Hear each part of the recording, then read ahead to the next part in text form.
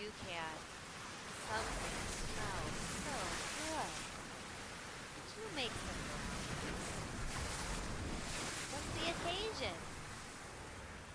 Oh, you're having a beach party? Awesome.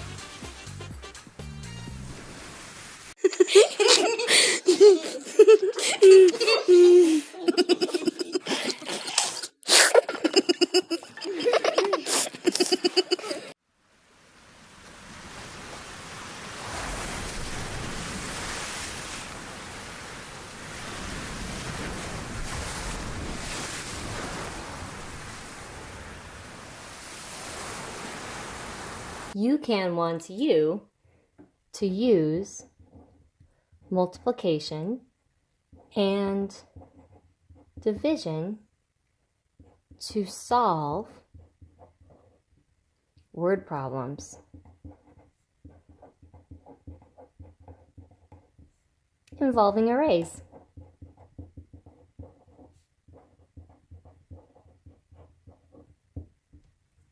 But what is an array? Oh, so you're saying that an array is just any time that we arrange items in columns and rows. Like, think about the last time your dad or your mom made brownies for you. When they or you cut up the brownies into columns and rows, each brownie square was arranged in an array. We can see arrays in other places too. Next time you look at an egg carton, you're looking at a 2x6 array. And think about the muffin tin that your dad may have used to make cupcakes for your birthday. That's probably a 3x4 array. Can you think of other places you've seen arrays around the house? It's party time. Oh, but you've got a math problem. Perfect. No party is complete without a math problem.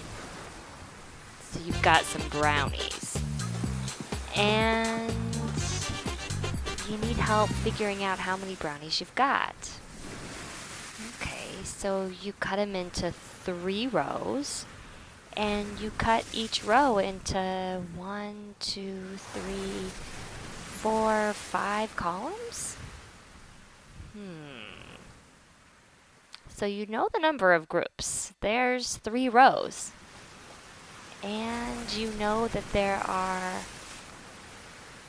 1, 2, 3, 4, 5 items in each group, or 5 brownies in each row. But you don't know how many brownies you cut. So what you don't know is the total number of items. This sounds like a multiplication problem. 3 groups of 5 is something, or 3 times 5 equals something. I can count by 5s. 5, 10, 15. 3 times 5 is 15. You've got 15 brownies. Is that going to be enough, UCan? So you know the number of groups.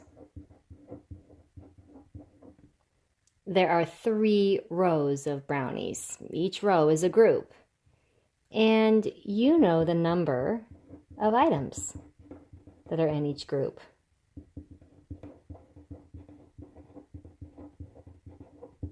You know that there are 5 brownies in each row. What do you want to find out? You want to find out the total number of items, or how many brownies there are altogether. When you need to find out the total number of items, you know that's going to be a multiplication problem every single time. So now I can write my multiplication sentence or equation. 3 groups of 5 equals something. And now I can draw a picture. I know that I've got 3 rows or 3 groups. And in each one of those rows, I have 5. 1, 2, 3, 4, 5. I made my 3 rows a little short. I just made an array. I can put a dot on each of the places where they intersect to find out my total number. I could count by 5s or count each one. I'm going to count each one.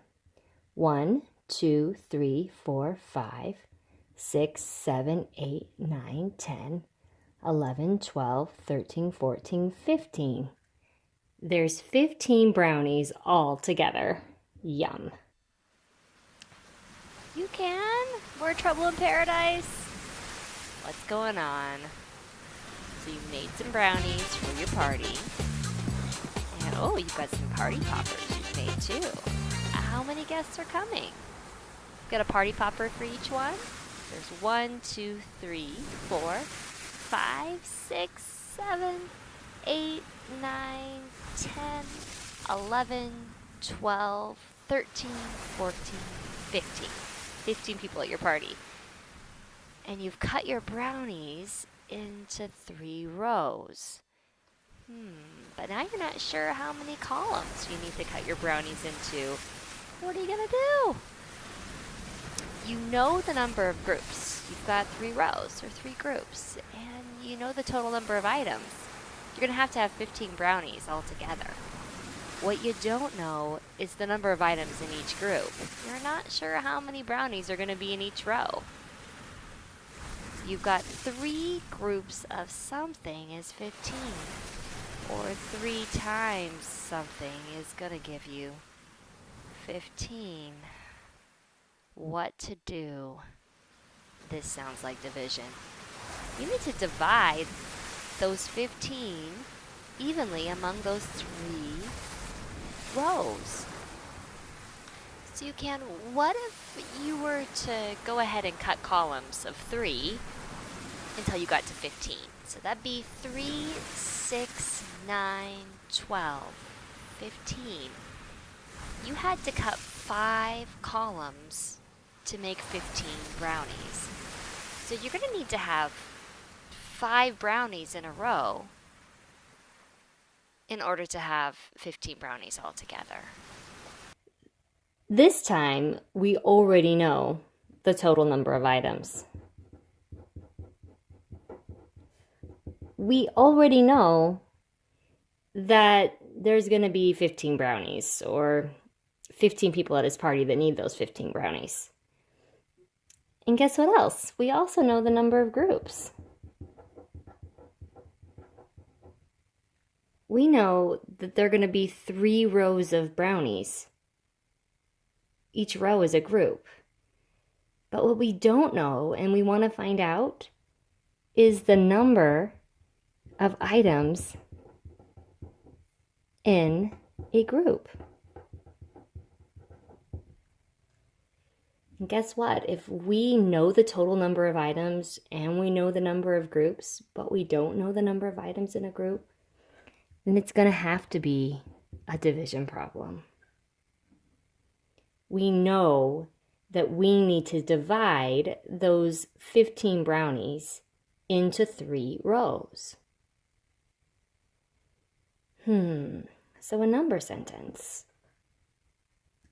Could I write it as a multiplication sentence first? Could I say 3 groups of something equals 15? I think so. And then I could move those numbers around. I could also write it like this. Or 15 divided into those 3 equal rows is going to give me something. And the last way we can write a division problem is like this. Or 15 divided by 3 is going to give me something. Now I can go ahead and draw my picture. This time I've got my 3 rows. I made them a lot longer this time. And because this is a problem where I don't know the number of items in a group, it's a kind of division problem called sharing. So what I'm going to do is I'm going to share those 15 brownies evenly among those rows. Watch how I do this. 1 brownie for this row, 1 brownie for this row, 1 brownie for this row. That's 1, 2, 3, 4, 5, 6, 7, 8, 9, 10, 11, 12. Still need to make my rows a little longer. 13, 14, 15. I just shared my 15 brownies among my 3 rows, and you can see that I have 1, 2, 3, 4, 5 brownies in 1 row, or 5 columns. So you need to cut each of your rows into 5 equal groups if you want to have enough brownies for your 15 guests. UCan, I am so excited. This party is the best. Another math problem. Okay, so those delicious brownies that you've made for your fantastic party. This time you know how many brownies are in a row. You're gonna have 5 brownies in a row. Or each group is gonna have 5 brownies. What you really need to figure out is how many rows you need so that each of your 15 guests can have 1 brownie. This is a pencil problem, so you need to do it on your own. First, you're going to write what you know and what you don't know. Then you're going to write an equation. After that, you're going to do a picture, and last, you're going to write the answer on that line. Okay, good luck. You've got some hungry guests.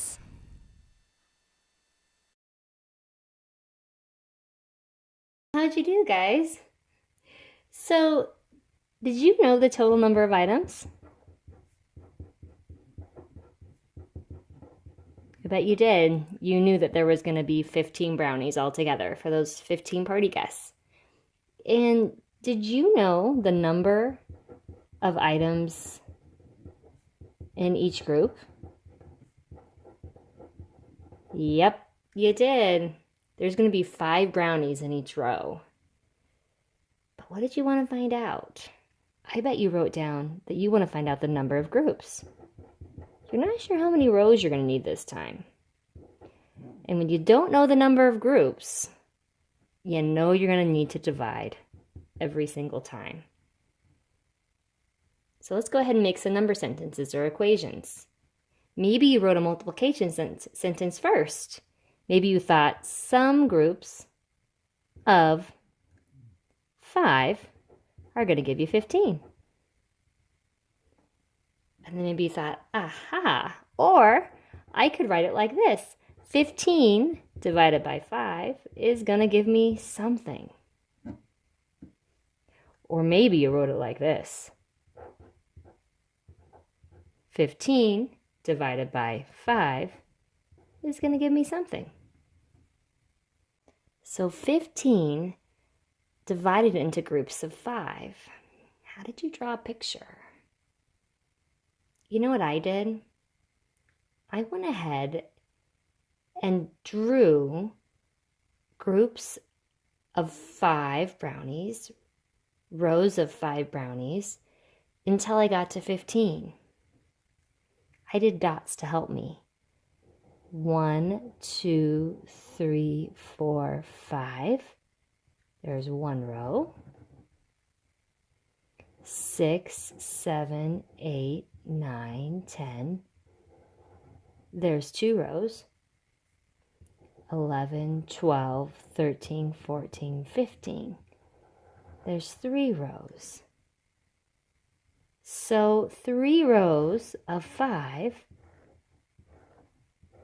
is going to give me 15.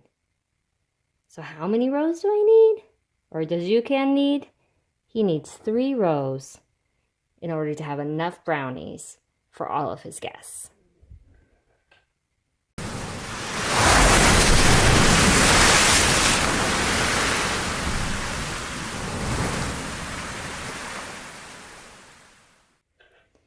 UCan, your party is over. Ugh, bummer. But we still have a little bit of time left. It's time to reflect. So, what did you notice today? You know what UCan and I noticed that we thought was kind of cool is that arrays are all around us in the world. The muffin tin you have in your kitchen, an egg carton that's in your fridge. The next time you have a birthday cake or a pan of brownies, hopefully you're thinking and noticing that you're cutting them into arrays. So you may want to write about that down below, or you may want to jot down another array you noticed around your house. I'd love to hear about all the arrays you find, and so would UCan. Okay, until next time.